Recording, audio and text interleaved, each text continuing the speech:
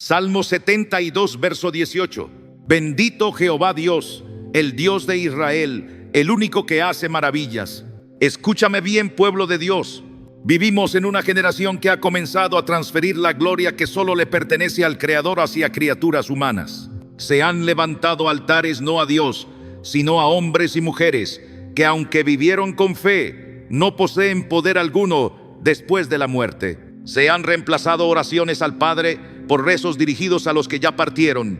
Pero hoy, con la palabra abierta, venimos a restaurar la verdad eterna. El único que hace maravillas es Jehová, el Dios de Israel. No hay santo, no hay apóstol, no hay figura histórica ni viva ni muerta que tenga el poder de obrar un milagro por cuenta propia. Todo poder, toda autoridad, toda gloria emana únicamente del trono de Dios.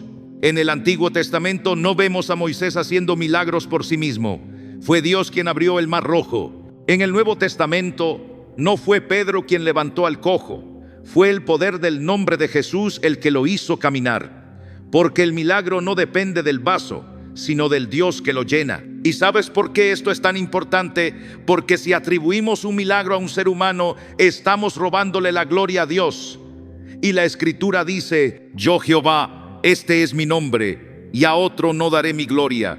Isaías 42, 8. Los hombres pueden ser instrumentos, sí, pero jamás la fuente.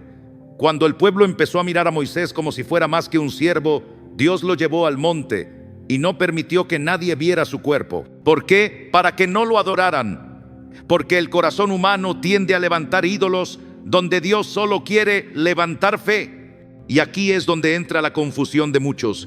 Dicen que los santos hacen milagros o que interceden desde el cielo. Pero antes de hablar de intercesores, debemos responder algo clave. ¿Quién puede recibir la gloria de un milagro? Si el milagro viene de Dios, entonces la oración también debe ir solo a Él. Prepárate, porque en el próximo punto vamos a ver cómo incluso los apóstoles, aquellos que caminaron con Cristo, nunca se atribuyeron ni una sola señal. No se dejaron exaltar, no permitieron que nadie los venerara. Y con esto seguimos desenmascarando una de las distorsiones más peligrosas del cristianismo moderno. Hechos capítulo 3, verso 12. ¿Por qué ponéis los ojos en nosotros, como si por nuestro poder o piedad hubiésemos hecho andar a este? Y aquí seguimos, pueblo de Dios, afirmando una verdad que muchos han olvidado o peor aún han decidido ignorar. Ni siquiera los apóstoles de Cristo se atrevieron a tocar la gloria que solo le pertenece a Dios. Después de declarar que solo Dios hace maravillas, entramos al testimonio poderoso de Pedro y Juan en el templo. Habían sanado a un cojo de nacimiento, un milagro real, visible, imposible de negar. El hombre estaba ahí, de pie, saltando y alabando a Dios. Pero en lugar de aprovechar la emoción del pueblo para ser exaltados como grandes siervos, Pedro se detuvo y corrigió de inmediato el enfoque de la gente. Él les dijo: ¿por qué están mirando hacia nosotros? ¿Creen acaso que esto fue por nuestra santidad, por nuestro poder? No, señores, esto fue hecho en el nombre de Jesús, a quien ustedes crucificaron, pero a quien Dios resucitó. Pedro no permitió ni un segundo de confusión. Él sabía algo que muchos hoy han olvidado. Cuando el hombre toca la gloria, el cielo se aparta. Si los apóstoles, testigos directos de Cristo, llenos del Espíritu Santo, no aceptaron ser vistos como hacedores de milagros, ¿cómo es posible que hoy tantos eleven a hombres y mujeres muertos como si fueran fuentes de poder espiritual? No, iglesia, los vasos son usados, pero el aceite es del cielo. Y hay algo más profundo aquí. Pedro no solo rechazó la gloria, también redireccionó la fe del pueblo hacia el único nombre que salva, Jesucristo. Hoy, tristemente, vemos lo contrario. Personas que ponen su fe en reliquias, en estatuas, en nombres de santos, como si ellos pudieran obrar lo que solo Dios puede hacer. Pero escúchame, la fe que está mal dirigida, aunque sea sincera, no tiene poder. El cojo fue sanado porque Pedro dirigió su fe al lugar correcto. ¿Y tú? ¿Dónde estás poniendo la tuya? ¿En hombres, en mártires, en tradiciones o en el nombre glorioso de Jesús? Y esto nos lleva al siguiente punto. porque la pregunta inevitable es esta: si los apóstoles no son mediadores, entonces ¿quién lo es? La respuesta está en la palabra, y lo veremos en el próximo punto, cuando abramos el corazón a una verdad que no se puede negociar. Jesucristo es el único mediador entre Dios y los hombres. Primera de Timoteo capítulo 2, verso 5. Porque hay un solo Dios y un solo mediador entre Dios y los hombres, Jesucristo hombre. Después de ver cómo Pedro rechazó toda gloria humana y redirigió la fe del pueblo hacia Cristo, ahora entramos al corazón mismo de esta verdad. No hay otro mediador, no hay otra puerta, no hay otro camino y no hay otro nombre. La Biblia no deja espacio para interpretaciones humanas ni para añadiduras religiosas.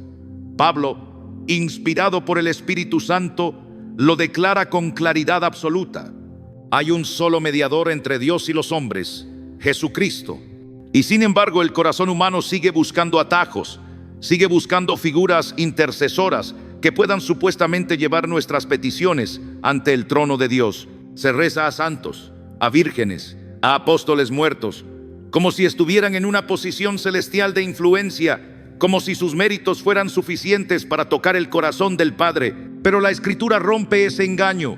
La Biblia no dice que hay varios mediadores, no dice que hay uno principal y otros secundarios, dice uno solo. ¿Y quién es ese único mediador? Jesucristo, el hombre que fue Dios encarnado, que tomó nuestros pecados, que fue crucificado, resucitó al tercer día y ahora vive para interceder por nosotros.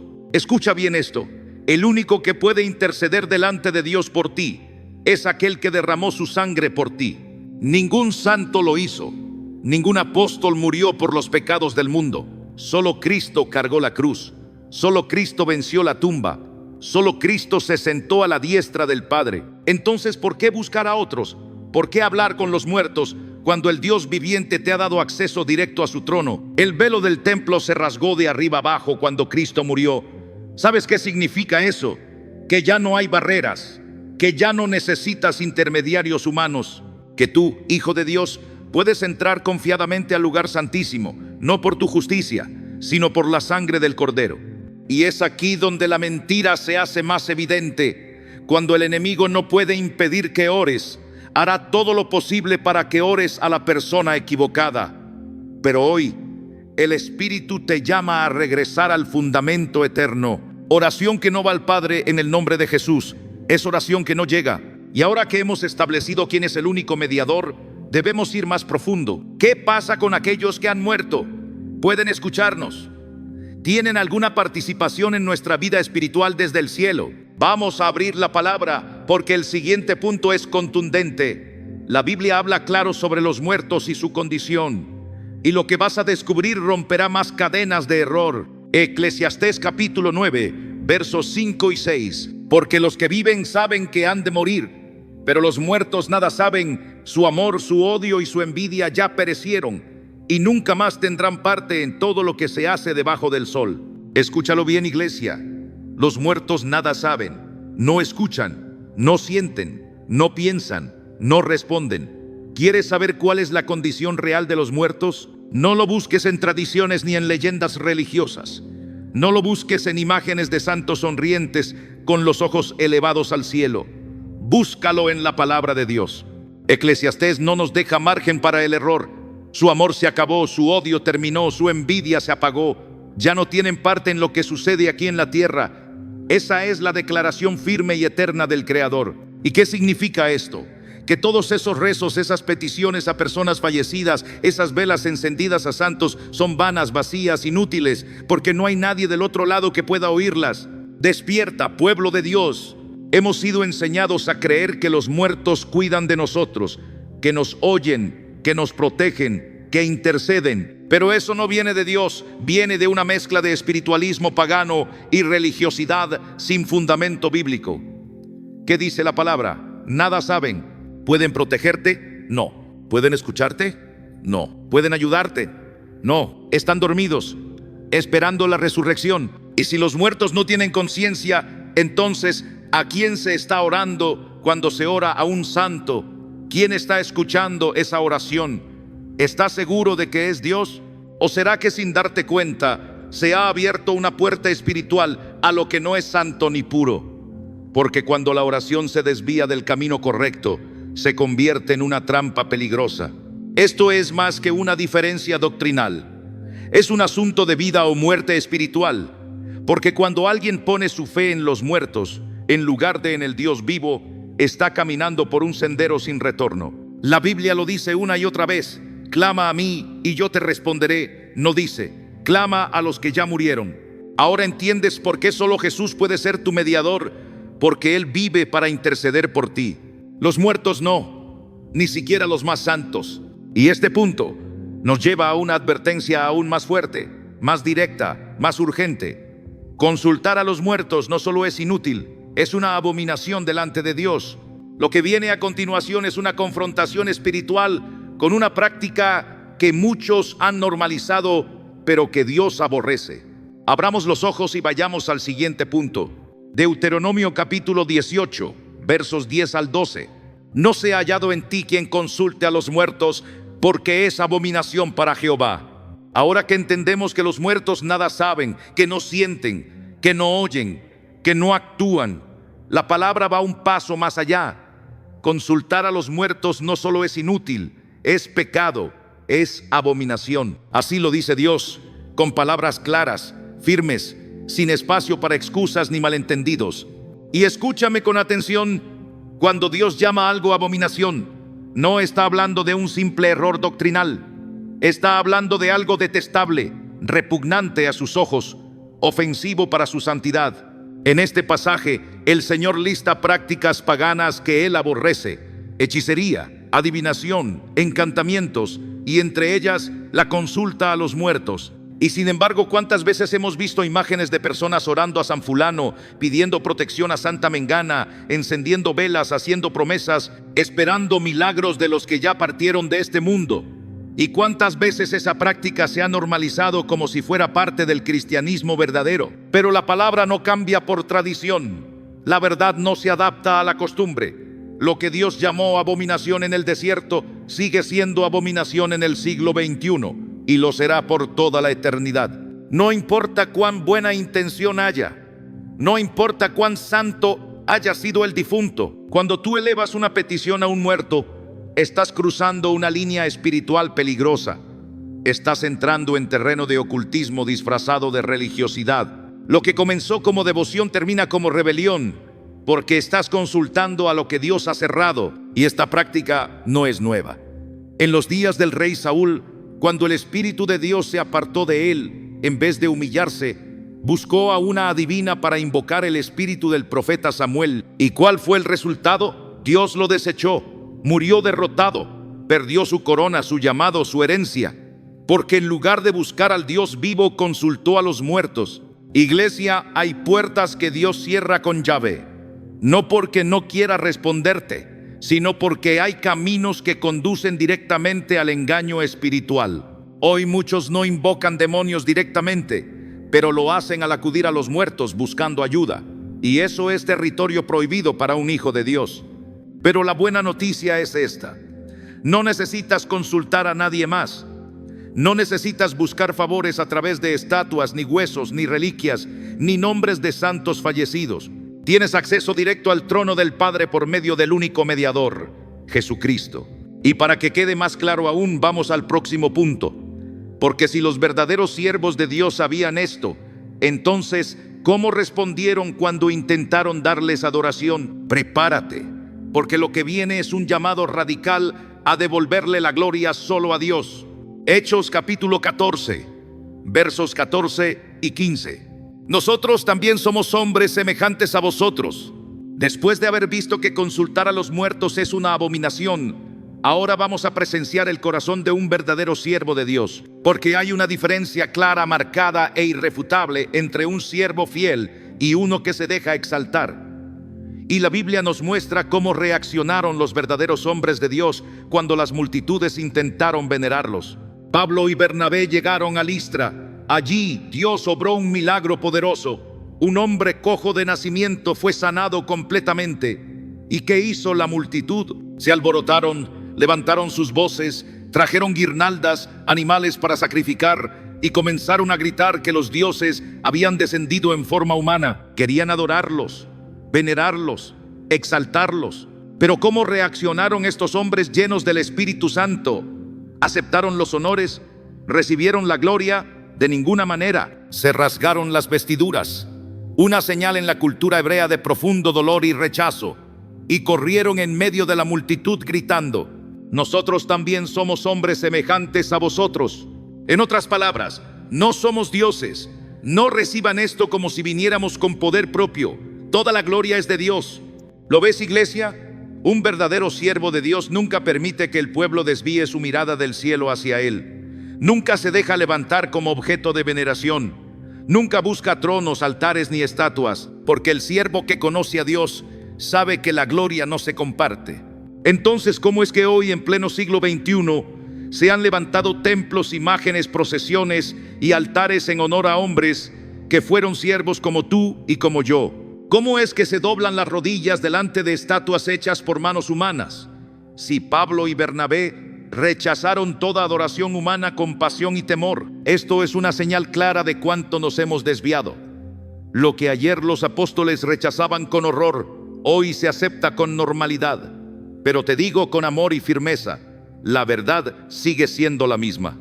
Ningún hombre de Dios verdadero aceptó jamás ser venerado, ni en vida ni después de muerto. Lo contrario es una perversión de la fe, porque lo que Dios busca no es que le demos gloria a sus siervos, sino que sigamos su ejemplo de humildad y obediencia. ¿Y sabes cuál fue la enseñanza de estos hombres? Que toda oración, toda alabanza y toda fe debe estar dirigida únicamente a Dios. Y con eso entramos al siguiente punto. Porque si entendemos que los siervos de Dios no aceptaban adoración, entonces es momento de preguntarnos: ¿a quién deben ir nuestras oraciones? ¿A los cielos o a estatuas? ¿Al Creador o a la criatura? La Biblia responde con claridad. Mateo capítulo 6, verso 6. Ora a tu Padre que está en secreto, y tu Padre que ve en lo secreto te recompensará en público. Después de ver que los verdaderos siervos de Dios nunca aceptaron adoración, ahora llegamos al corazón de una de las prácticas más distorsionadas de nuestro tiempo: la oración dirigida a los santos. Jesús, el Hijo de Dios, el Verbo hecho carne, nos enseñó claramente cómo orar. No nos dejó un modelo ambiguo. No dijo: oren a María, ni diríjanse a Pedro, ni pidan favores a los que ya murieron en santidad. No, Jesús fue claro: ora a tu Padre, no al santo, no al apóstol, no a la virgen, a tu Padre. ¿Y cómo debemos orar? En lo secreto, con sinceridad, sin repeticiones vanas, sin fórmulas vacías, y en el nombre de Jesucristo, el único mediador entre Dios y los hombres. Toda oración que se eleva debe ir directamente al trono del Padre. ¿Y quién nos dio acceso a ese trono? No fue ningún hombre, no fue un mártir, fue Jesucristo, quien rasgó el velo con su sangre y nos abrió un camino nuevo y vivo para entrar confiadamente a la presencia de Dios. Y entonces nos preguntamos: ¿qué hace una persona cuando ora a un santo? Está ignorando el mandato de Cristo, está desobedeciendo su instrucción directa, está desviando su oración hacia alguien que ni escucha ni responde, porque el único que intercede ante el Padre es el Hijo. Muchos dicen: es que los santos son como amigos de Dios y sus oraciones tienen más peso. Pero si eso fuera cierto, Jesús lo habría dicho. Pero en lugar de eso enseñó: cuando ores, di: Padre nuestro que estás en los cielos. Jesús nunca delegó el poder de la oración a terceros. Nunca nos enseñó a buscar intermediarios humanos, porque Dios no está lejos ni inaccesible. Él es un Padre cercano, que se revela a los humildes, que escucha al quebrantado, que responde al que clama con fe en el nombre de su Hijo. Y no solo eso, la Biblia dice que el Espíritu Santo intercede por nosotros con gemidos indecibles. ¿Para qué buscar a los muertos si tienes al Espíritu de vida habitando en ti? Iglesia, no podemos seguir ofreciendo a los hombres lo que solo le pertenece a Dios. La oración es un acto sagrado. Es comunicación directa entre el Creador y su Hijo. No puede ser dirigida a figuras, imágenes ni tradiciones humanas. Porque una oración mal dirigida, aunque sea sincera, es una oración estéril. Ahora que sabemos que debemos orar solamente a Dios en el nombre de Cristo y guiados por el Espíritu, es momento de cerrar esta enseñanza con la verdad gloriosa que lo confirma todo. Dios no necesita ayudantes para escucharte. Él te busca a ti, te invita a acercarte. Anhela una relación directa, personal, viva. Y eso nos lleva al último punto. Vamos al final de este mensaje. Dios quiere una relación contigo, directa, íntima, real. Hebreos capítulo 4, verso 16. Acerquémonos pues confiadamente al trono de la gracia, para alcanzar misericordia y hallar gracia para el oportuno socorro. Este es el clímax del mensaje. Hemos desenmascarado la mentira, hemos levantado la verdad de la Escritura y ahora Dios te extiende una invitación gloriosa. Acércate, entra, habla conmigo, yo quiero escucharte. No necesitas santos, no necesitas intercesores humanos, no necesitas repetir nombres de hombres o mujeres muertos. Lo único que necesitas es fe, humildad y un corazón dispuesto.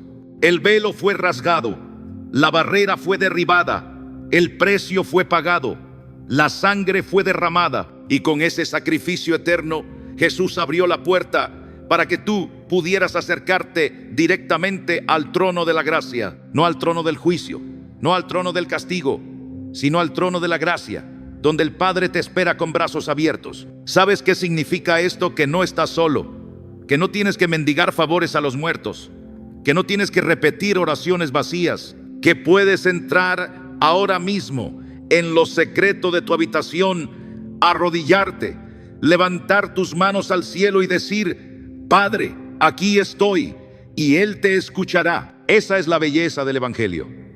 Dios no busca rituales, busca relación. No te llama a encender velas, te llama a encender tu fe. No quiere que busques protección en estatuas, quiere que confíes en su presencia viva. No quiere que sigas caminos muertos, quiere que camines con el Dios vivo. La religión nos llenó de barreras, nos hizo creer que necesitábamos ayuda para llegar a Dios. Pero el cielo te dice hoy: ven tú, sí, tú, tal como estás. Yo te amo, yo te escucho, yo soy tu Padre. Y si todavía sientes temor, si te preguntas si eres digno de entrar, mira lo que dice Hebreos. Acerquémonos confiadamente. Confiadamente no por nuestras obras, confiadamente no por nuestra justicia, confiadamente por la gracia que se nos ha dado en Cristo. Tú no sigas rezando a quienes no te pueden responder. No pongas tu confianza en los muertos cuando el Dios vivo está llamándote por tu nombre. Jesús vive, Jesús reina, Jesús intercede. Y ese Jesús está esperando que lo busques, no a través de otros, sino cara a cara, corazón a corazón, espíritu a espíritu. Este es el llamado. Vuelve al altar, no al altar de los hombres, sino al altar del Padre. Vuelve a orar, no a los que murieron, sino al que venció la muerte. Vuelve a creer, no en la tradición, sino en la verdad que libera. Hoy Dios te dice: hijo, hija, acércate, el trono está abierto, mi gracia está disponible y mi amor es todo tuyo. Padre eterno, te damos gracias por tu palabra viva, que alumbra nuestro entendimiento y rompe toda cadena de error. Hoy reconocemos que toda gloria, todo poder y toda honra te pertenecen solo a ti. Perdónanos, Señor, por las veces que dirigimos nuestras oraciones a quienes no pueden oírnos. Perdónanos por habernos desviado de tu verdad por causa de la tradición o el desconocimiento. Hoy volvemos a ti, nos acercamos confiadamente a tu trono de gracia, sabiendo que en Cristo tenemos acceso directo, sin barreras, sin intermediarios. Aviva en nosotros una fe pura, centrada en ti, guiada por tu Espíritu y fundada en la verdad de tu palabra. Haznos valientes para rechazar la mentira y firmes para caminar en obediencia. Abre los ojos del que aún no entiende. Toca el corazón del que aún está cautivo por la religión. Y que este mensaje sea como espada, que penetre, que quebrante, que transforme. En el nombre de Jesús, nuestro único mediador, nuestro Redentor y nuestro Rey. Amén. Si esta palabra encendió algo en tu corazón, si el Espíritu Santo te habló hoy, si entendiste que solo Dios merece la gloria, entonces no te calles este mensaje. compártelo, envíaselo a tu familia, a tus amigos, a aquellos que aman a Dios pero caminan en la oscuridad del error. Hazlo llegar a quienes aún creen que necesitan santos para acercarse al Padre. Este mensaje no es una opinión, es una verdad que libera. Y si aún no estás suscrito, hazlo ahora, porque seguiremos proclamando la verdad de la palabra, sin filtros, sin religión y sin miedo. Que el Señor te bendiga y te guarde, y que su luz brille sobre ti, para que brilles tú en medio de este mundo confundido. Comparte esta verdad. Alguien necesita escucharla hoy. Amén.